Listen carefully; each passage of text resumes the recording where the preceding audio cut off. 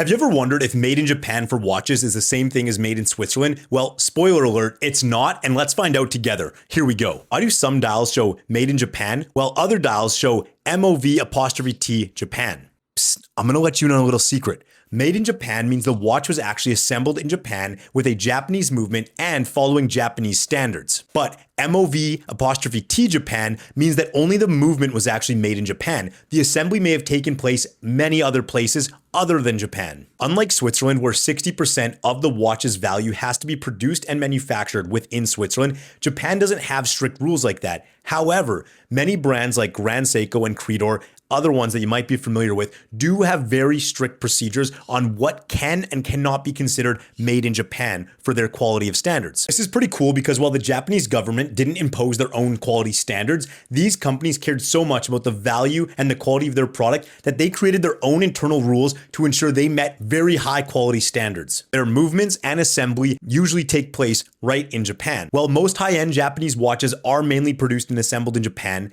many entry-level brands like Seiko and Citizen are manufactured elsewhere, like Malaysia, Singapore, or China. That doesn't mean that their quality standards are lower. It just means that they have been able to outsource a lot of their work to these other Asian countries to make sure that they can have the output of production that they need to meet the demand of the markets. So yes, while made in Japan is not the same thing as made in Switzerland, you know that Japanese companies pride themselves on the quality of product and watches they're putting out for you today.